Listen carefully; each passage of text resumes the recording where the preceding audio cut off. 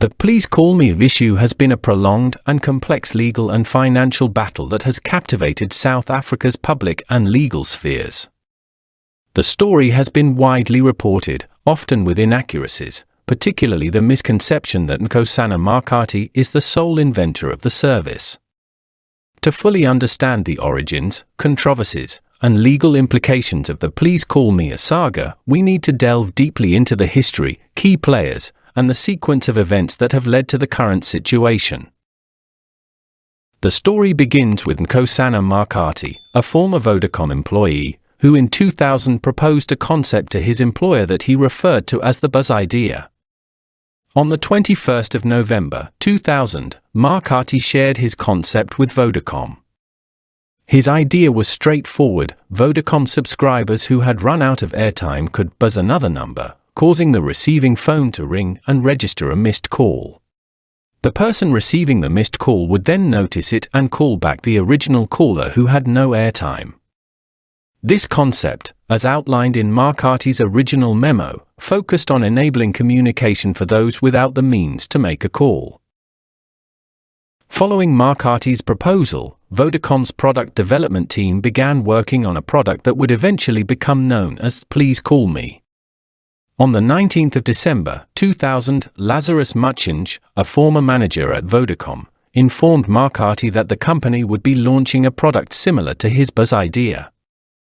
However, it is critical to note that the final product, Please Call Me, differed significantly from Makati's original concept. Moreover, Makati was not involved in the development of the Please Call Me service that Vodacom eventually implemented.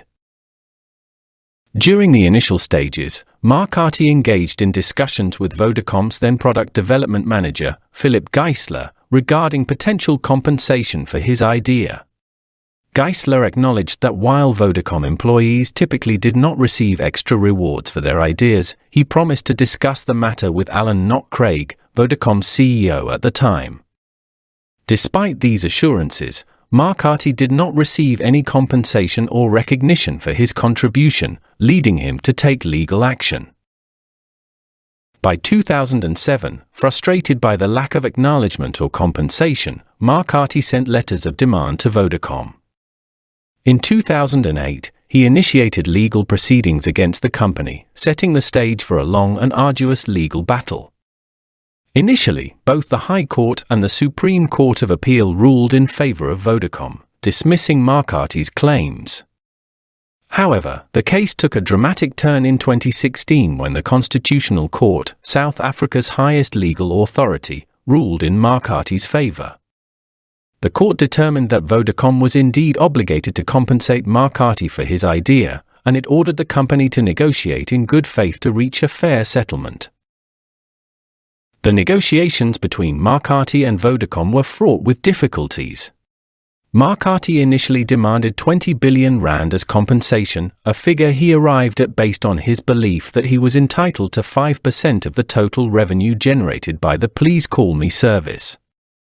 Vodacom, on the other hand, offered 10 million rand, a sum that was far below Makati's expectations. Eventually, Vodacom Group CEO Shamil Jusub offered 47 million rand as compensation, but Makati rejected this offer, considering it insufficient. Unwilling to accept Vodacom's offer, Makati returned to the courts, arguing that Jusub had miscalculated the amount due to him. This led to another legal confrontation, this time in the High Court, where the judge ruled in favor of Makati, agreeing that the compensation had been incorrectly calculated. Vodacom, however, was not ready to concede and took the matter to the Supreme Court of Appeal. In February 2024, the SCA delivered a ruling that marked a significant escalation in the dispute. The court ordered Vodacom to pay Makati a share of the revenue generated by the Please Call Me service, a figure that could range between 29 billion rand and 63 billion rand, depending on various factors. This ruling was based on a previous High Court decision, and it placed enormous financial pressure on Vodacom. To put this into perspective, Vodacom's internal ideation program, designed to encourage employees to contribute innovative ideas, typically rewards employees with a maximum of 1 million rand for an idea.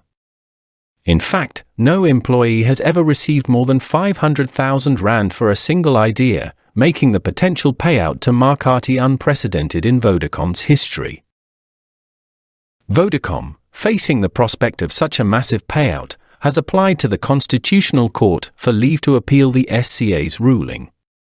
As the case continues to unfold, it is clear that the legal and financial implications for both Markati and Vodacom are enormous.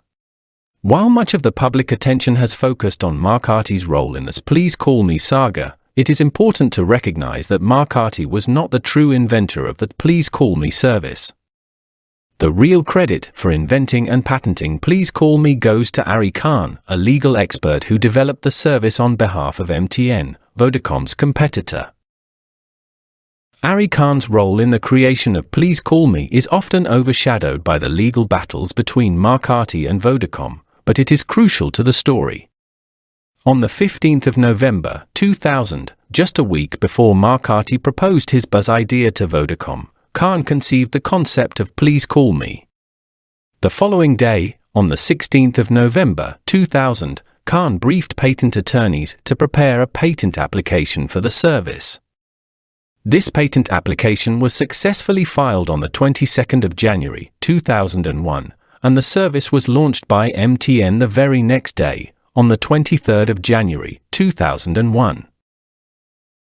The service Khan developed was a sophisticated solution that allowed users to send a free text message requesting a callback, a functionality that was technically different from Markati's buzz idea. Khan has stated that Markati's proposal, which involved allowing a user without airtime to dial a number and leave a missed call, was not technically feasible at the time. A mobile call could only reach a ringing state if the user had sufficient credit, making Markati's idea impractical. This is why there is a legal distinction between ideas and inventions. Inventions must be reducible to practice, which Khan's Please Call Me service clearly was. MTN's Call Me service quickly gained popularity, and when Vodacom launched its own version of the service on the 15th of March 2001, it was essentially a copy of MTN's offering. Vodacom initially called their service Call Me, just like MTN, but changed the name to Please Call Me after MTN notified them of patent infringement. The timeline of events, including the patent filings and product launches, provides clear evidence that MTN, not Vodacom, was the first to develop and launch this Please Call Me service.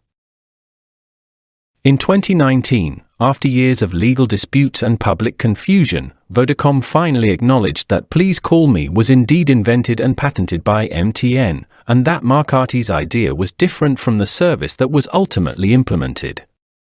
Despite this, the narrative that Markati invented Please Call Me persists in the media and public discourse, largely because of the extensive legal battle and the Constitutional Court's ruling in his favor.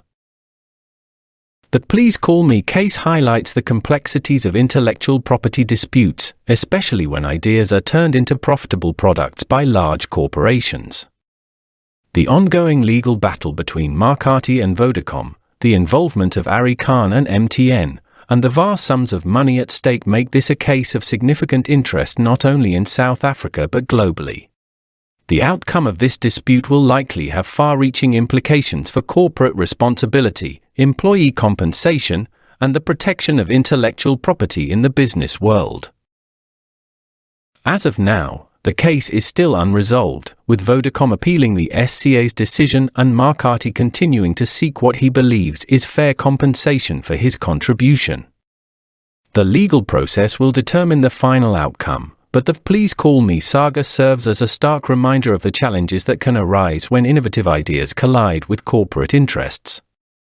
Whether Markati will ultimately receive billions in compensation or if Vodacom will succeed in reducing the amount remains to be seen.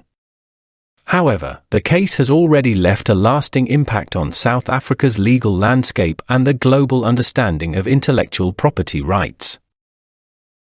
Thanks for watching. Don't forget to like, subscribe, and hit the notification bell for more updates.